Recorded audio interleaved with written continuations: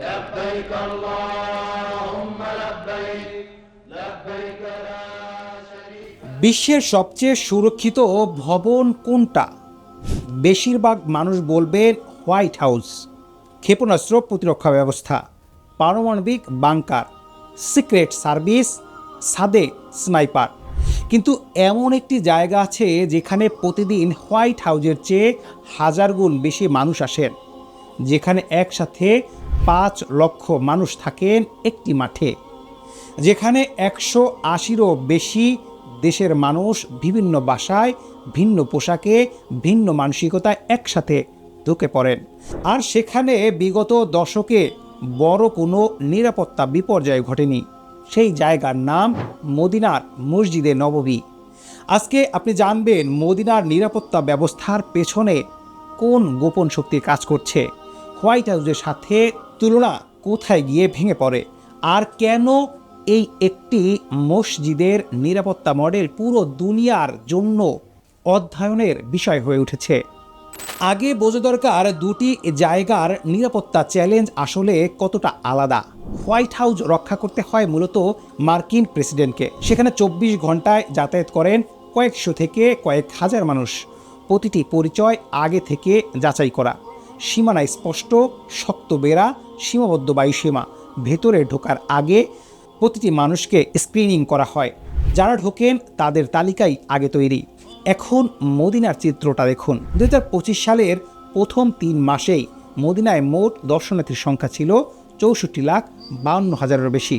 রমজান মাসে একটি মাত্র দিনে মসজিদে নববীতে প্রায় 5 লাখ মানুষ একসাথে উপস্থিত থাকার রেকর্ড হয়েছে। 2026 সালের হজ মৌসুমে সৌদি পরিসংখ্যান কর্তৃপক্ষ জানিয়েছে হজ পালনকারীর সংখ্যা ছিল 17,07,301 জন। ধরুন আপনাকে বলা হলো একটি ঢাকার মতিঝিলের চেয়ে ছোট এলাকায় একসাথে 5 লাখ মানুষের ভিড় সামলাতে হবে। তারা আসবেন ইন্দোনেশিয়া থেকে, বাংলাদেশ থেকে, নাইজেরিয়া থেকে, তুরস্ক থেকে। ভাষা বুঝবেন না, রাস্তা চেনেন না, আবেগে অনেকে কাঁদছেন, কেউ অসুস্থ, কেউ বয়স্ক। কেউ মানুষগুলোকে নিরাপদ রাখতে হবে, কিন্তু মানুষগুলোকে নিরাপদ রাখতে হবে। হোয়াইট হাউসের সিকিউরিটি একজনকে রক্ষা করে, মদিনার সিকিউরিটি সবাইকে রক্ষা করে। এই অভূতপূর্ব নিরাপত্তা ব্যবস্থা কিন্তু রাতারাতি গড়ে ওঠেনি। 1979 সাল মক্কার মসজিদুল হারামে সশস্ত্র একটি দল হামলা চালায় এবং পবিত্র স্থানটি দখল করে নেয়। 2 সপ্তাহ ধরে চলা এই সংকটে শত শত মানুষ প্রাণ হারান। সেই ঘটনার পর সৌদি কর্তৃপক্ষ বুঝে যায় পবিত্র স্থানের নিরাপত্তা কোনো সাধারণ বিষয় নয়। সেই শিক্ষা থেকেই শুরু হয় ধাপে ধাপে নিরাপত্তা কাঠামো গড়ার কাজ। দশকের পর দশক ধরে প্রযুক্তি, মানব সম্পদ এবং কৌশলের মিশ্রণে তৈরি হয়েছে যা আজকের বিশ্বের সবচেয়ে জটিল নিরাপত্তা ব্যবস্থাগুলোর একটি। এবার সেই ব্যবস্থার স্তরে স্তরে খুলে দেখা যাক কি আছে সেখানে। মদিনার নিরাপত্তা ব্যবস্থাকে বোঝার জন্য এটাকে একটি পেঁয়াজের মতো ভাবুন। একটার ভেতরে আরেকটা স্তর। প্রথম স্তর আকাশ থেকে নজরদারি।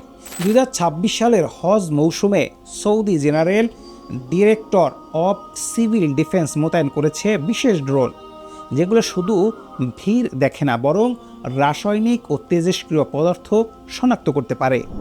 থার্মাল ইমেজিং ক্যামেরা সহ এই ড্রোনগুলো মাথার ওপর দিয়ে ক্রমাগত উড়তে থাকে। পাশাপাশি সিকিউরিটি অ্যাভিয়েশন হেলিকপ্টার সরাসরি মসজিদে নববীর মাঠ ও আশপাশ পর্যবেক্ষণ করে। দ্বিতীয় স্তর কৃত্রিম বুদ্ধিমত্তার চোখ। 2026 সালের হজ মৌসুমে Saudi data and artificial intelligence authority SDAIA পরিচালনা করেছে 2টি অসাধারণ প্ল্যাটফর্ম। প্রথমটির নাম সওয়াহের, যেটি 80টি স্থানে স্থাপিত 5,000টিরও বেশি ক্যামেরার সাথে সংযুক্ত। 16টি কৃত্রিম বুদ্ধিমত্তা অ্যালগরিদম, 31টি ডেটা ড্যাশবোর্ড ব্যবহার করে এবং 600রও বেশি অপারেটর দিন রাত পর্যবেক্ষণ করে। এই প্ল্যাটফর্ম বাস্তব সময়ে ভিড়ের ঘনত্ব, প্রবাহ ও গতিবিধি বিশ্লেষণ করে। দ্বিতীয়টির নাম বাসির, যেটি কম্পিউটার ভিশন এবং লার্জ ল্যাঙ্গুয়েজ মডেল ব্যবহার করে 2 পবিত্র মসজিদের প্রবেশপথে ভিড়ের প্রবাহ বিশ্লেষণ করে এবং মাঠ পর্যায়ের কমান্ডারদের দ্রুত তথ্য সরবরাহ করে, যাতে ভিড় বিপজ্জনক পর্যায়ে পৌঁছানোর আগেই সরিয়ে দেওয়া যায়। SDAI এর মুখপাত্র 2026-এ জানিয়েছেন তাদের লক্ষ্য হলো কৃত্রিম বুদ্ধিমত্তাকে নীরবে পেছনে রেখে কাজ করতে দেওয়া, যেন হজ যাত্রীরা নিজেদের বাড়ি থেকে রওনা হওয়া থেকে শুরু করে প্রতিটি পদক্ষেপ নিরাপদ, মসৃণ এবং দক্ষ যাত্রার অভিজ্ঞতা পান। তৃতীয় স্তর বায়োমেট্রিক পরিচয় যাচাই। SDIA এবং স্বরাষ্ট্র মন্ত্রণালয়ের যৌথ উদ্যোগে একটি স্মার্ট মোবাইল ডিভাইস তৈরি করা হয়েছে, যেটি মাত্র 40 সেকেন্ডের কম সময়ে একজন হজ যাত্রীর বায়োমেট্রিক তথ্য সংগ্রহ, মুখের ছবি গ্রহণ এবং পাসপোর্ট যাচাই সম্পন্ন করতে পারে। এই প্রযুক্তি বৃদ্ধ ও প্রতিবন্ধী ব্যক্তিদের জন্য দ্রুত কাজ করে। SDI এর 8টি দেশের 12টি আন্তর্জাতিক বিমানবন্দরে তাদের প্রযুক্তির পরিষেবা মোতায়েন করেছে। অর্থাৎ নিরাপত্তার চাদর শুরু হয় হজ যাত্রীদের দেশ থেকেই। চতুর্থ স্তর মানব শক্তির দেওয়াল। 2025 সালে হজ মৌসুমে শুধু মক্কায় মোতায়েন করা হয়েছিল 40,000 নিরাপত্তা কর্মী। মদিনা সহ পুরো হজ এলাকা বিবেচনা করলে এই সংখ্যা আরও অনেক বেশি। Public security special forces, civil defence, traffic police প্রতিটি বিভাগ একটি সমন্বিত পরিকল্পনার অধীনে কাজ করে। পাবলিক সিকিউরিটির ডিরেক্টর ও হজ নিরাপত্তা কমিটির চেয়ারম্যান লেফটেন্যান্ট জেনারেল মোহাম্মদ আল বাসামি বলেছেন, হজের নিরাপত্তার একটি লাল রেখা আমাদের বাহিনীর সর্বোচ্চ দৃঢ়তা ও শক্তি নিয়ে আল্লাহর মেহমানদের শান্তি বিঘ্নিত করার যে কোনো প্রচেষ্টার মোকাবেলা করতে সম্পূর্ণ প্রস্তুত থাকে। পঞ্চম স্তর পরিবেশ পর্যবেক্ষণ। মদিনায় 3টি সহ মোট 9টি বায়ুমান পর্যবেক্ষণ কেন্দ্র ক্রমাগত বায়ু, পানি, মাটির মান পর্যবেক্ষণ করে। স্মার্ট তাঁবুতে সেন্সর, ক্যামেরার তাপমাত্রা, আর্দ্রতা ও ধোঁয়া বাস্তব সময় ট্র্যাক করে। রাসায়নিক তেজস্ক্রিয় পদার্থ শনাক্তকারী বিশেষ ড্রোন ও আকাশে প্রহরায় থাকে। এবার সরাসরি তুলনা করা যাক হোয়াইট হাউসের সাথে। হোয়াইট হাউসে যতজন মানুষ সারা বছর ট্যুরে যান, মসজিদে নববীতে তার চেয়ে বেশি মানুষ একটি শুক্রবারে আসেন। হোয়াইট হাউসের নিরাপত্তা রক্ষা করে মূলত একটি নির্দিষ্ট ভবনকে 55,000 বর্গফুটের একটি কাঠামো। মসজিদে নববীর নিরাপত্তা ব্যবস্থা ঢেকে রাখে পুরো মদিনা শহরকে, বিমানবন্দর থেকে শুরু করে মসজিদ পর্যন্ত প্রতিটি রাস্তাকে। হোয়াইট হাউসে প্রবেশকারীরা আগে থেকে পরিচিত, যাচাই করা। মসজিদে নববীতে যারা আসেন তারা 180টিরও বেশি দেশের নাগরিক, যাদের অনেকেই সৌদি কর্তৃপক্ষের কাছে সম্পূর্ণ অপরিচিত। হোয়াইট হাউসের বায়ু সীমাবদ্ধ অল্প কয়েক বর্গমাইলে। মদিনার আকাশপথে ড্রোন ও হেলিকপ্টারের মধ্য দিয়ে পুরো শহর নজরদারিতে রাখতে হয়। তবে সবচেয়ে বড় পার্থক্য হলো স্কেলের চাপ।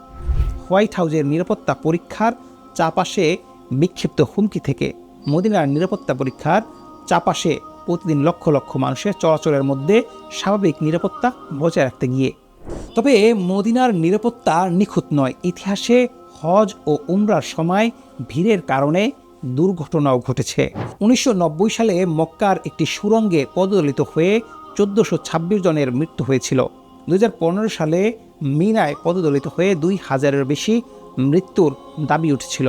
এই ঘটনাগুলো প্রমাণ করে এই মাপের ভিড় ব্যবস্থাপনায় একটি মুহূর্তের ব্যর্থতাও মারাত্মক পরিণতি ডেকে আনতে পারে।